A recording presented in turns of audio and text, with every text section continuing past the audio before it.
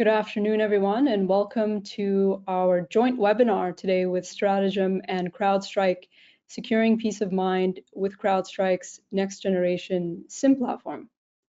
My name is Nasreen Shams. I'm the Assistant Vice President of Business Development here at Stratum. For those of you who are unaware of who Stratum is, we are a global next generation MSSP. Been in the business for almost a decade now, and we're exclusively focused on outcomes generation for our clients. We have organizations leveraging magnificent tools like CrowdStrike for over a decade now. We've built, embedded, integrated, and automated CrowdStrike into our award-winning security as a service platform, which if you'd like to learn more about, you can reach out to us anytime throughout this webinar or after. So it goes without saying the need for robust and intelligent cybersecurity practices solutions in this day and age is required, and it goes beyond without saying that in the face of criminal AI, we need to be able to move beyond these traditional approaches.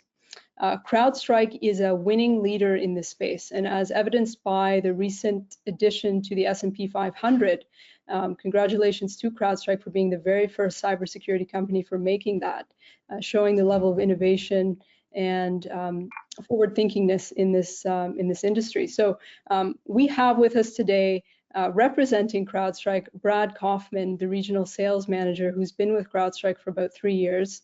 And he's considered one of the main experts in next generation SIM. So without further ado, I'm going to kick it off to Brad. And Brad, if you could open us up with what is the hype around this next generation SIM? What makes your SIM so powerful? Yeah, no, great question, and thanks for having me. Yeah, so as it was mentioned, I've been here for about 3 years. I handle everything next gen SIM for CrowdStrike for the US and Canada. Yeah, so like what makes next gen SIM so cool? I think it really goes back to kind of the beginning and where this all started. So if we go back in time a little bit to about 3.5 years ago, right before I came on board, I was at Splunk prior for a number of years and saw the excitement happening at CrowdStrike and decided to hop over. Yeah, if we go back about 3.5 years, CrowdStrike purchased a company called Humio for about $400 million. I think one of the cool things about this acquisition is that Humio at the time was only doing about $19 million of ARR, right? So huge valuation. I was not at Humio, kind of wish I was. Didn't even know it was a company, to be honest, while I was at Splunk. And CrowdStrike saw this small company, and what they saw in it was this really cool underlying architecture, right? This proprietary architecture that Humio had. It's an index-free platform that strips out the index on ingest, tags things when we bring in the data, and uses Bloom filters to search. Stripping out the index has a huge advantage because it gave us a really high compression rate, about 25x, sometimes higher, sometimes lower, depending on the log source, but on average about 25x, which gave us two really big advantages, right? I'd say the two biggest advantages are search speed. You could search across a 50, 100, 200 terabyte environment for a year's worth of hot data, and that query is going to come back in sub 2 seconds every time, right? It doesn't break. We've tested this on petabytes of data. It just doesn't break. Secondly, I would say one of the big benefits is storage. That compression rate allows us to keep data in hot storage for long periods of time and have that be cost effective to our customers, which has been super beneficial because we actually, for that reason, only deal in hot data. With next gen SIM, there's not a notion of like, hey, you have to like rehydrate data or it's going to be hot for 90 days and it's going to roll into cold. Everything we want to be at our customers' fingertips. For a variety of reasons. I'd say most importantly, we're finding out that when an adversary is in an environment for a period of time, it's on average about 120 days, right? So having 6 months is super important. And even having a year, which is kind of our default for hot data, is even more important, kind of correlating against everything and making sure there's no blind spots or gaps or no visibility gaps, essentially. Now there is this notion, like some people want to keep data for 3 years, 6, 7 years. Yes, of course you can egress any data you want out into like an S3 bucket or some sort of cold or glacial storage. But ultimately, that's kind of like the two main advantages of that Humio engine. If you fast forward just a little bit, we internally renamed Humio LogScale. This is where it gets a little bit confusing. We like to change names here and use acronyms. So hopefully I don't lose you, but I'm going to stop saying Humio and I'm going to just refer to it as LogScale now. That LogScale engine that we had purchased, we actually went through the largest Splunk migration in history. We were Splunk's biggest customer, and we ripped Splunk completely out of our backend over the last couple of months and fully replaced it with that LogScale engine. And this kind of gets back to your question, what makes Next-Gen SIEM so powerful? By ripping out Splunk out of our backend and putting LogScale in, it allowed us to do two really cool things. One, I mean, adversaries are getting faster. You kind of alluded to that at the beginning, especially with utilizing AI. We need to be able to search faster across all of our platforms, right? And the LogScale engine allows us to do that, stay top of market and stay cutting edge and give our customers the best endpoint product that we can. Two, having that LogScale engine in the back end allowed us to open up a SIM within the Falcon UI, Falcon being our endpoint product. So you have a true endpoint native SIM and an AI-centric SOC as well, which is, I would say, to answer your question in a very long-winded way, that's kind of what I think the biggest advantage of Next-Gen SIEM is. That's great, Brad. So we know that CrowdStrike has been synonymous in the industry with next-gen AV and endpoint, right? Whenever anyone thinks of an endpoint or a leading endpoint, as per Gartner, as per industry knowledge, it is CrowdStrike. Now, talk to us about the value of having that endpoint data baked into the visibility of the SIEM. So talk to us about the synergy that CrowdStrike's creating here.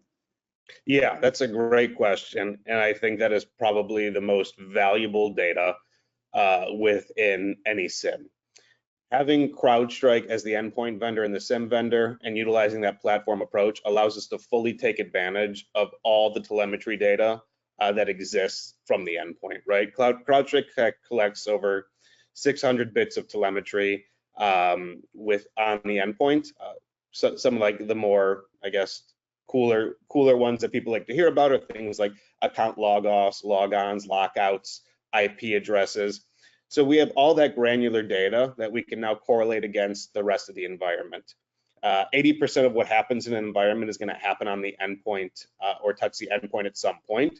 So that just kind of goes to this point of how valuable that endpoint data is. And we're seeing in the rest of the SIEM market too. Like I'm sure you've seen some of the recent acquisitions. Cisco obviously purchased Splunk. QRadar from IBM was bought by Palo. Exabeam and Logarithm are merging. Looks like Rapid7 is going to sell too. Like there's a variety of things happening. And one of the common themes here is we're seeing like they're making you use their endpoint product to use their SIEM. For example, if you want to be a XIM customer of Palo, which is their SIEM, you have to use the Cortex endpoint. And the reason being is they're finding out how valuable that endpoint data truly is. And one of the reasons is it's expensive to send anywhere, right? It's very sizable. Endpoint data is about, at least with us, about 100 meg per endpoint. So 10,000 endpoints easily becomes an extra terabyte of data. In a lot of cases, that doesn't fit into budgets. Sometimes it can even be bigger than people's entire third-party data source environments, right? So sending it elsewhere, all that full telemetry gets very expensive. So having it native in the SIEM is a huge benefit and a huge, I guess, difference maker in what makes it different and what makes it so special. Yeah, I think that kind of gets to the point of that. And just kind of to elaborate a little bit further on this slide, what Next-Gen SIEM really is I know I've said a lot of things like endpoint native SIEM, AI-centric SOC, right? Like there's a lot here, but essentially what it is, it exists in the Falcon UI, so it exists in the endpoint kind of console that you use. It is a tab that you open up within there where you can see all your first-party data, that's your endpoint data, married to all your third-party data that you want to bring in, right? So layered on top of that, it's kind of the combination of our LogScale threat hunting tool we've been building out for the last 2-3 years, combined with our XDR tool in one. Layered on top of that with some cool like next-gen SIM like things, like a native SOAR, built-in workflows, incidents and detections, and then the ability to use AI throughout the platform to do things like investigate, run reports, ask natural language query questions of next-gen SIM, which becomes really powerful, right? So we're already going one level deeper by having that full breadth of the telemetry within the SIM and being able to correlate against it from the rest of the environment and just getting more granular and getting more enriched data than our competitors. And now we're going a further level deeper by utilizing AI throughout the platform to kind of start thinking in ways that humans don't normally think and combat adversaries who are utilizing AI. Oh, that's great, Brad. Before we go into the next slide, there was a question that I will address here. It's from Chris Cabrera asking, is it possible to have the new SIM product managed just like MDR is management of EDR? And Chris, that's an excellent question, and the answer is absolutely yes. Stratagem has essentially made a name for itself in management, right? Gartner recognized us this year 3 times, one for managed SIM. And not exclusively any particular SIM. We can integrate, because of our ability to use REST API, any next generation SIM platform on the market, including CrowdStrike's. And we definitely have done this and are working with the likes of additional SIMs on the market. So if you're interested in more, Chris, I recommend that you reach out to me and I can put you in contact with our team. I'll share more contact details at the very end of this presentation.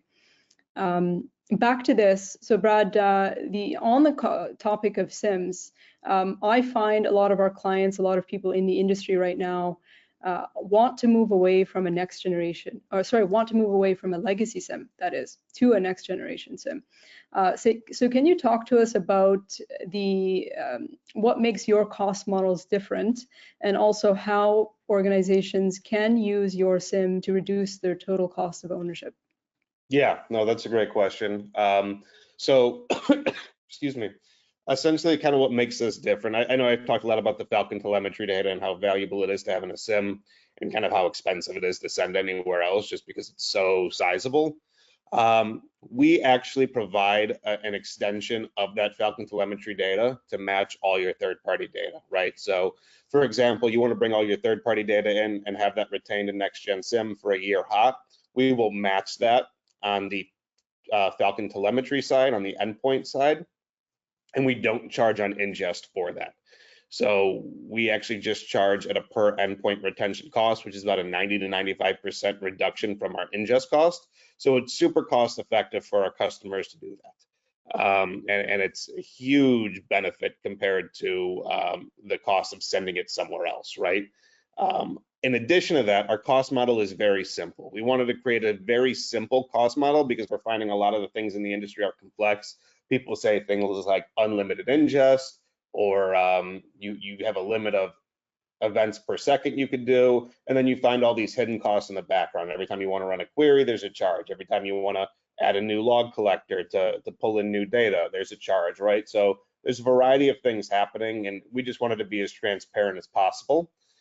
We just have a per ingest cost, right? So for example, a terabyte of data for a year's worth of retention, and that's it. Everything on top of that is all inclusive. All the stuff we're talking about within next-gen SIM, like XDR, SOAR, even AI to some extent, is all inclusive within next-gen SIM, right? There's no additional fees for that piece, except for potentially like using things outside of next-gen SIM, which I'll get into later. But it's just a per ingest cost. So you can have as many users as you want. You can run as many queries as you want. You can do as much custom work as you want, custom parsers, things like that. And there's no additional cost for it. So we just wanted to create a very simple cost model and help our clients lower the total cost of ownership and be more predictable too, right? Like there's nothing more that CFOs hate than unpredictability when it comes to things, right? Like, hey, we got this great unlimited ingest tool, but now we're just spending money on it and we don't know why, right? Like, because we're doing all these things. We want to be predictable for our clients and let them know, like, hey, these are your costs for the next 3 years unless things change. and there's really nothing else on top of that. You have full access to the platform. That's excellent. From a UI perspective, what would you say has been the most beneficial for your clients on the SIM so far? Yeah, from like a UI perspective, I think the biggest advantage is that it exists within the Falcon UI, the endpoint platform. And it's really the combination of, like I said, that log scale tool we've been building out as a log aggregation, SIM, security data lake tool, married to our XDR with all those things I talked about layered on top, the AI piece, the native SOAR, all that kind of stuff. So everything we've done in log scale for the last 2 or 3 years, custom parsers, alerts, things like that, have all been fed back into next gen SIM. So it's kind of like we're just evolving with what we had. And then our XDR piece, I think our XDR piece is super powerful from the sense that you go in there, you'll see every one of our XDR partners there. And they're just kind of tiles. We're going to pass to Evan shortly to kind of go through the demo, and he can kind of walk through what it is and what it looks like. But that's where you have things like pre-built parsers, workflows, playbooks, all that like great stuff embedded in there. And these have actually been built out by the vendor and us together. Like for example, Zscaler is a partner, Okta is a partner. I'll show a list in a minute, but Zscaler actually came in and said, we want people using next-gen SIM. We know CrowdStrike's a great company, and we want to make sure that people who utilize our next-gen SIM get the most value they can out of all of our Zscaler data, right? So the ability to kind of like plug and play there, it's just really the click of a tile, and then you can start ingesting data. All the parsers are there. So I'd say like from the UI perspective, I'd say simplicity, ease of use, things like that. Cool. There we go. So these are all of our XDR partners I was kind of alluding to a second ago. Actually, I think this is a current list. There's about 24 current XDR Alliance partners. So it used to be when you wanted to be part of our XDR, you would kind of just pick and choose which one you'd have. Like you'd buy a connector pack for Okta, one for Corelight, ExtraHop, etc. Now you actually just get bought into the full alliance. So as this grows, you grow with it. The roadmap to grow, it's pretty aggressive. And I can say at this stage in the game, our clients are the ones helping us grow it. What's more top of mind to them is kind of being fed back into who we're going to partner with and move forward with. But yeah, these are the things I was talking about when I said like everything's kind of pre-built by that vendor. So there's a pre-set up Zscaler, Okta dashboards, etc. They have parsers that already exist, workflows, pre-built incidents and detections. So it's kind of like hitting the easy button on a lot of these vendors. And we picked the most important ones and the most important kind of use cases for them that we think would be most beneficial to our clients. And of course, I'm assuming, Brad, that clients can bring their own third-party data here as well. Yeah, great question. And that's something I always like to touch on. So I'm glad you asked. Yeah, these are our XDR partners, right? But like, you're not limited to only bringing in these data sources. We are log agnostic. We don't care what kind of log it is. At the end of the day, as long as it's a human readable text-based log, we can bring it into next-gen SIM. A lot of third-party logs outside of this list too have pre-built stuff for them already, like parsers, incidents and detections, correlation rules, all that good stuff. So you'll find a lot of that out of the box already. But kind of like as I was talking, bringing data in is fairly simple. It's kind of like it works with a lot of other SIM vendors. We use a Falcon log collector that kind of goes on whatever device we're pulling in from, and it just pulls in that data, right? And things that necessarily don't fit into that bucket so well, we have a couple other different flavors of how you can bring data in. So I'd say the most common is the Falcon log collector. For things like that don't speak syslog or don't fit into this bucket super nicely, we have an HEC HTTP event collector as well. And then thirdly, I would say our last option is we have an OEM partnership with Cribble called CrowdStream. It's a great data streaming service, great for like cloud to cloud logs or things that want to be filtered, right?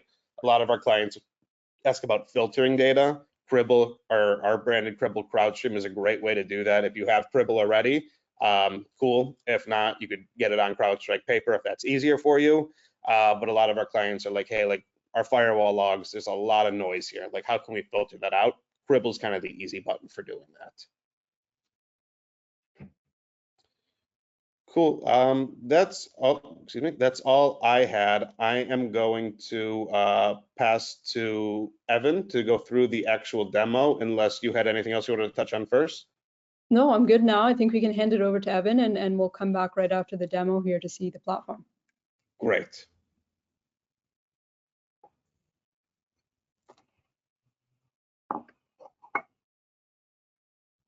Sweet. And then Evan, I think you were on mute. Yep. Okay.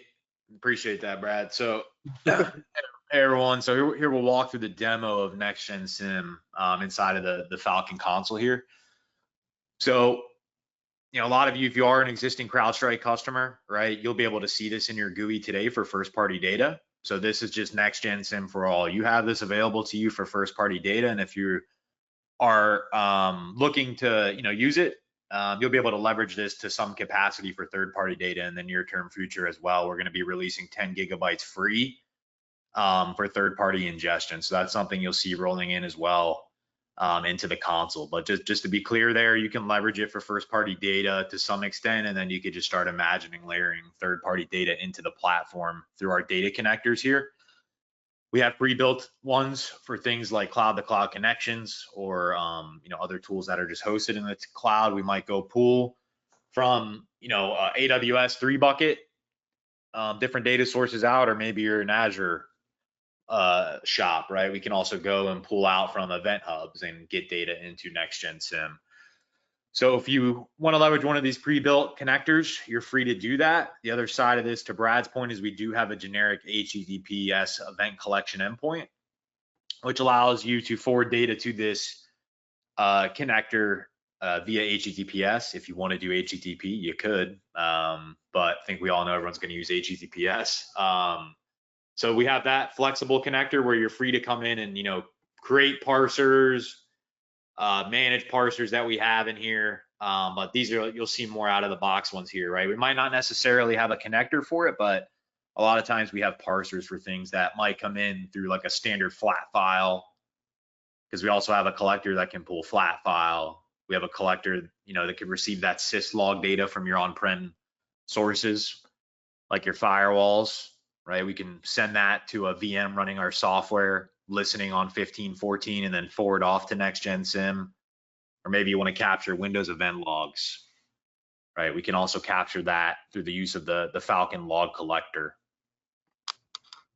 So that can pipe straight into Next-Gen SIM here in the console. You know, you're free to manage your connectors in here once they're in. We give you a daily ingested amount here, give you some dashboards to kind of get a visualization around the fluctuation of your data, you know, when are your highs, when are your lows. Your parser management can be viewed here, so you can go in and individually configure these parsers right here as well if you need to. And we do supply out of the box alerting if a connector is disconnected or an alert hasn't been received, right? You can easily come in and configure that so that, you know, you're kept aware of any, you know, discrepancies in data dropping off or anything of that nature. Now, once, you know, you're coming into searching that data, I'm going to start here in just the basic event search. So when you actually go search your data inside of the platform, you can leverage this drop-down query builder here. You know, if you're not natively familiar with the query language, it's a good way to get started, because you can come in, build these conditional statements, you know, pick different fields you want to search on, whatever you want to do. It's more of a graphical user interface in this screen, right? So I can use this to get started. Hey, view the underlying query, right? It's going to spit out the query it used to pull this data back. Or here I could say, hey, go past this to the, you know, the more free text search screen here.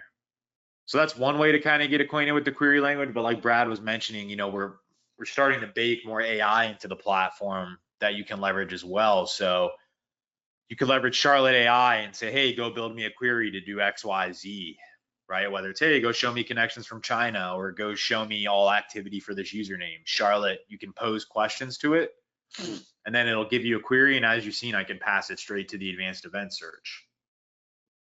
So you can leverage our AI capability as well to start helping you craft queries.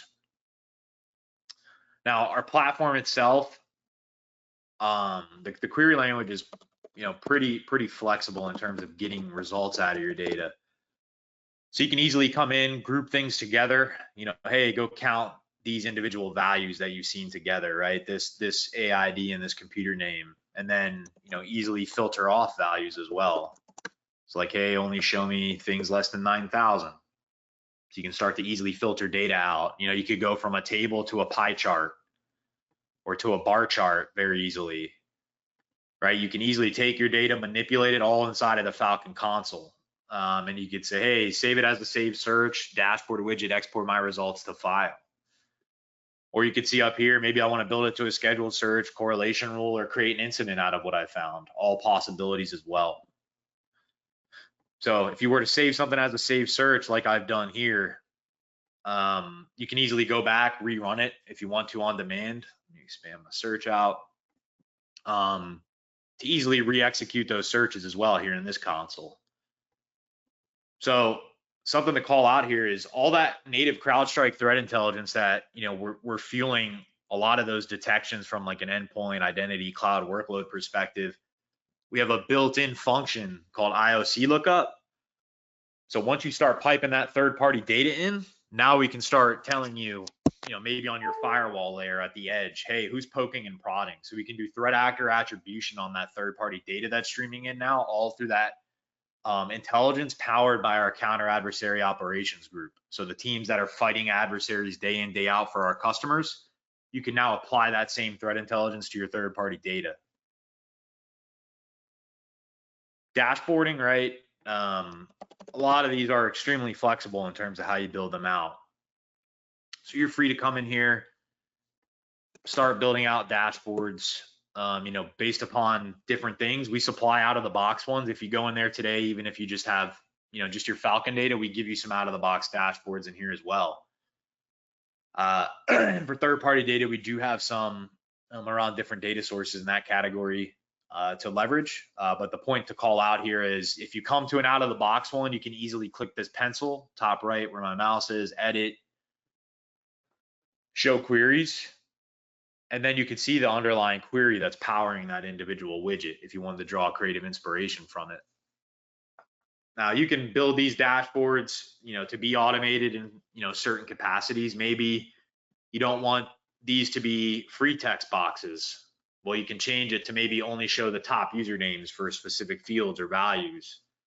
So then a user would only use those. Or maybe I want a fixed list of values, common values that someone will use in this dashboard that's repeatable, right? I can also pass those in. But just as easily, if I wanted to pivot off of a widget, right? Maybe I want to go down to my medium severity detections. I can easily go from a visualization straight back to my search screen and, pivot off of this if I need to. The other side of this is being able to easily take data, from a widget you might have made and, pass it to another, another parameter. So, hey, I could go here, pass my computer name in here, pass it in up here for me and auto executed the search, right? So now I'm filtering on just that computer name. You can even build these links around to different areas of the Falcon GUI. Like here, I'm drilling down to this detection link, going right into the process tree that was used in this detection. So you see, I can easily get back to other areas of the platform to, start linking things together, reducing the time spent pivoting around. So, you could see, you could search, visualize, really flexible. But the other side of this is the correlation rules that CrowdStrike now has, right? So now that we're bringing that third-party data in, we could start to provide templates around third-party data sources.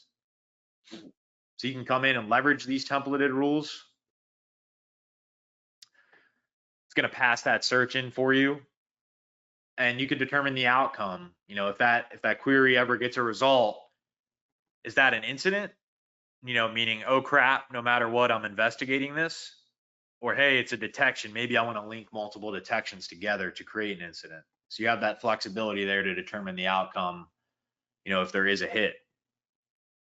So you can build your frequency for your search, how frequently to run this, how far back to go search in those search windows. And then set up notifications as well, to be alerted if something happens. Now, just to kind of break this down here. So when one of those actually fires, here's what the detection panel looks like. So this is a unified detection of all your first party detection. So any CrowdStrike module is natively feeding its detections into here automatically. So you'll see a lot of first party detections are just natively streaming in here. And then your third party detections, like I showed you, you could pick the outcome for that. So if it's a detection, it's going to stream into here. And then you're free to use these filters to filter on specific things in here. You could use quick filters. Maybe you want to filter on category, progress, specific products, right? Maybe I only want to see Zscaler and Falcon data. I could filter down to those, right? And then I would just be filtering on that data set. Be able to use these filters to kind of start to, find normalities. We can group things together based upon different values. And the thing I also like to show off here is that MITRE mapping, where we MITRE map the third-party data sources. This is how you can see what that visualization looks like. So this is a visualization of how all those alerts that have fired map across MITRE. So maybe you want to focus on specific areas here. Maybe you care less about trusted relationship, but you care more about archiving of collected data or impacting or inhibiting systems, right? You can choose to filter down to how those categories are, mapped from a MITRE standpoint. And then here's where you could take multiple detections, no matter if it's first or third party, because you'll see here one's endpoint, one's network, create incident. It's going to take all those, see different timestamps, and combine them into a single incident. So our incident workbench is all live and collaborative. So multiple analysts, multiple people can be inside of this screen at once, all swarming an incident together. So you see here, I'm online. If someone else is online, I'll see if I can get someone to hop in here. You'll see there, what they're doing happens live. So if I tag Alex here, he's going to get an email saying, hey, Evan sent you a tag on this incident. Should be something you should go investigate, right? So bring him in here, and then you'd be able to see his name pop up live. So the point being, it's a live collaborative environment where we're linking first and third party data together, and helping you and our customers, and also giving even our partners the capability to take actions quicker against the adversary.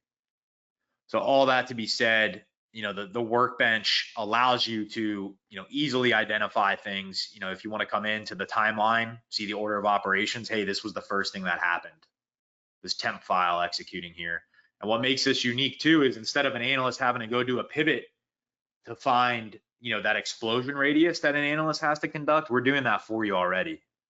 What's the prevalence, right? An analyst doesn't have to go and necessarily do any pivots off of this, or hey, pass it to intelligence, does CrowdStrike have any intel on this? So you can easily gain that insight there. You can also pass it to our sandbox. So hey, take this temp file, that's what I just did, and I ran it through the Falcon sandbox, and I'm adding it to my workbench. You'll see that node just snapped in here. And I can easily gather all that contextual information that the Falcon sandbox pulled back around this temp file. And of course, you could go into the sandbox if you wanted to see more specifics around it. But as I go through here and I start to see more things like, specific domains being called out, hey, what intel do I have around this, right? I see associations with Odyssey Spider from CrowdStrike Intelligence. And then you'll also see here, these are those reports that we actually seen this domain in. So you can start to go in and, if you wanted to go view it, you could, of course, start to read more how you could secure yourself against this specific attack that Odyssey Spider is seen doing. So you can leverage that native intelligence to enrich information on demand as well. Like here, I could leverage a Fusion workflow, our Falcon SOAR capability, to go and take actions for me. So like, hey, go enrich this domain with API void. Right? I could put that domain here. It's going to reach out and go enrich it and pull back the information. So you can do these enrichment style plays.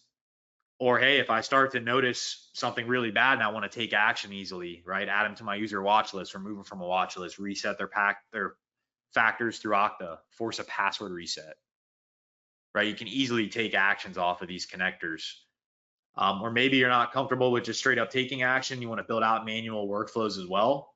You can start with these workflows here, connect, execute, right? On demand, get identity context. You set your condition here, reset the password, right? So without having to pivot around, go to my SOAR tab, right? I'm just taking action straight here from this screen.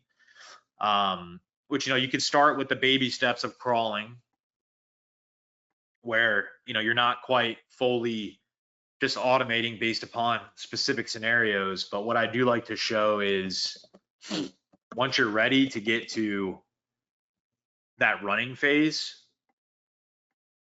hey, when specific condition is firing, right, whatever condition you want to set here, in my case, severity greater than or equal to high, get the email address, get identity context. I'm going to go over here first, following my mouse. If user Entra object ID exists, revoke sign-in sessions, revoke tokens, but also go search next-gen SIM, do some enrichment, get the activity associated with this and add it as a comment to the alert. So you can start to automate those playbooks, especially enrichment that you might need to do if an alert fires. You can automate that, leveraging our SOAR technology. And also reaching out into those third-party tools now. We can extend that response capability into third-party tooling. But also, of course, bake in, I have that CrowdStrike endpoint already. Go auto contain the devices involved, right? So you can build those conditional parameters as you start to get more confident with automation, to easily take actions based upon the scenarios that you build out. So I showed you like the response actions for a user. Of course, from a CrowdStrike perspective, right, we can easily, hey, go connect to host, do a real-time response where we connect in that host and you can execute commands to clean it up, right? Or, remove things off of it, or here, contain it, right? If I've identified it as being, compromised in any capacity. But the other side of this too is as you go through and do your investigation, we pull in asset data around that host. So you can start to see who's the last user, what's the IP address, any asset information, right? I could also do that here where I'm gathering additional context around it. You could go into the asset tab and get more granular, or, hey, does this host have any existing vulnerabilities, right? I could see that here. Maybe I start to prioritize based upon the host with the most vulnerabilities. Start to find that agent 0 from that initial infection. So you can easily start to gather all that information without having to do a million different pivots. And if you needed to, right, if you did need to do a pivot, I could just click this search button and look, it's going to pass my value to my search for me. So you can do it off of this screen where it passes it to this event search, but maybe for some of those more advanced users out here, you also can go to that advanced event search screen. And then the point here is, okay, if I find something of interest, maybe an IP address, whatever it might be, I can add it to my workbench.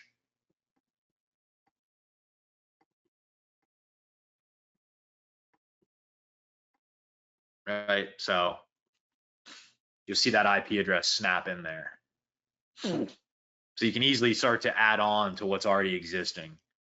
So there's a lot going on here, and one of the great things about what we're doing with the platform, especially from an AI perspective, is wrapping our Charlotte AI from an investigative standpoint, where Charlotte can go and summarize the incident workbench, all these different nodes that it's seen, put human words to it. So instead of an analyst spending 20 minutes documenting what happened here, you do your investigation, you have Charlotte go through, crawl the workbench and summarize it for you. And you can add that to your notes easily right here as well. But what you'll also see here on my workbench is these nodes that have this little C here. That just means Charlotte enriched it with that for me. So Charlotte can also go out and make recommendations for things that, maybe the initial rule didn't catch or provide information around. So it helps with that analyst process from an explosion radius standpoint as well. So it'll take different indicators like usernames involved, host names involved, and then it'll go compare other events, for those users, for those hosts, weird network connections, and then it'll make recommendations for you to snap that into your workbench like I've done here. So all this, like I was saying, live and collaborative. Here's your notes section where you can document things back and forth with your team, right? Here's where I told Alex to hop in here. Doesn't seem like he was able to. But if he was, right, you'd see him adding nodes, popping in and out. All that to say, hey, as I've gone through and done my documentation, I can easily click this download PDF button. I'm going to get a little PDF printout of my graph. Also, everything else that was documented. So if I want to hide something, I'm free to go in and manipulate this PDF as I see fit.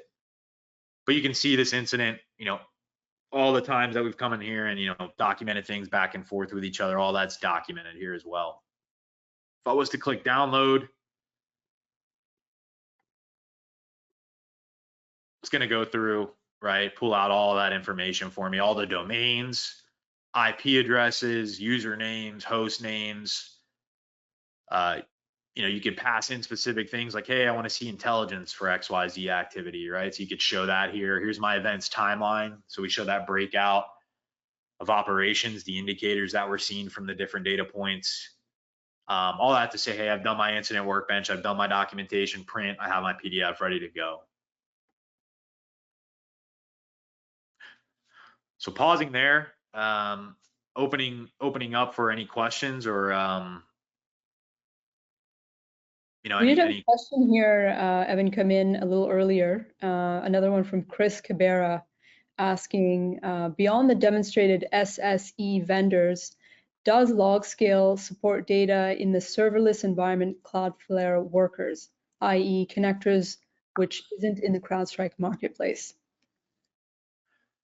Yeah, I'm not 200% sure on the Cloudflare one. We can follow up on that. We do have a connector for Cloudflare. If you could document specifics around that technology, how you would like to bring that data in, we could talk about what's possible there. Sure. So Chris, if you want to add more context there, if you're still on, we can also reach out to you right after this. But please keep putting any additional questions into the chat here. We can go back to the original presentation as well, if you can go back there, Brad. Yep.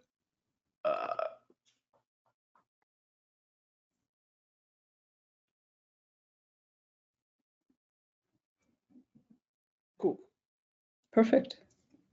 So Evan, we really appreciate that pretty slick presentation there of the interface. And as powerful as that tool is, we all know in the industry that your tools are only as effective as the operation behind the scenes, right? So Strategem is in partnership with CrowdStrike taking on a large part of many modules, including the SIEM, to Chris's point earlier, to be able to fully orchestrate and bring a tool like this to life. So where our managed offering works with automating next generation SIMs, working collaboratively with Strategem experts to action findings, and also of course reporting actionable intelligence guided by Strategem. So this is really where we've come to make our mark in the industry, is bringing tools, very powerful tools, that is into a ecosystem and a cooperative outcome-based model. Any other questions? You guys are more than welcome to put that into the chat. If you could go to the next slide, Brad, I think it is just going to open up to a Q&A. There is another one that did come through here while you were doing the demo, and I don't know, Evan or Brad, who wants to pick this one up, but basically the question is Charlotte AI a separate license when it comes to the next generation SIM? Yeah, so that's a good question. Am I on mute? Can you hear me? No. Yeah, we can. Okay. Yeah, so Charlotte AI is inclusive, but it's going to be next-gen SIM centric, right? Like Charlotte AI exists as a tool within the CrowdStrike platform that can be used all over and throughout the CrowdStrike platform for any modules or things like that you might have. But what's inclusive is Charlotte AI with next-gen SIM. Now, there is a limit, I think, on the number of investigations you could do with the free version of Charlotte AI. It's a fairly high number. I don't know exactly what that is. I could find out, but it is inclusive. The only differential would be if you wanted to lift that limit, you would have to purchase a license to Charlotte AI, but then it would allow you to use it across any CrowdStrike product that you have. That's great. Thanks for that, Brad. And the last question is, how do you deal with overages and spikes in your ingestion? That's a good question too. So I was talking earlier about how we keep things simple from a pricing perspective. It's purely just ingest based. And look, we know clients are going to go over. We know there's going to be high traffic days. We don't want to punish people for that. Like, that's part of having a SIM, right? So we actually just look at a 30-day rolling average when it comes to ingestion. So if you're licensed for a terabyte and you're doing 1.2 or 1.5 terabytes for a week or two, that's cool. We know that's going to happen. However, if you're licensed for a terabyte and you're doing 2.5 terabytes for 60 days continuously, someone's just going to reach out about having a true up conversation. There's no invoice that gets sent. There's no data stoppage, nothing like that. It's a pretty easy rule when it comes to that. We just want to make sure that it fits within the parameters of that kind of 30-day rolling average. Yeah, that's pretty much it. Perfect. If you can go to the last slide, we'll close out here today. Mm-hmm. So that concludes our presentation today. I want to thank everybody who's attended, and there may be some lingering questions out there that perhaps weren't addressed today. Please do feel free to connect with myself and Brad through these QR codes. It'll lead you to our LinkedIn pages. Feel free to ask us those questions. We'll also be sending out some supplemental recordings through the email cadences that you'll be receiving shortly. Again, we want to thank everyone for their time. If there are any additional points of reference, you're always welcome to reach out to me personally. We're always looking to put on these webinars and make them as effective as possible for our base. So with that being said, thank you so much, Brad and Evan, for your time this afternoon. I know you guys are super busy, and we wish you a great rest of your day. Thanks, everybody. Take care. Yeah, thank you.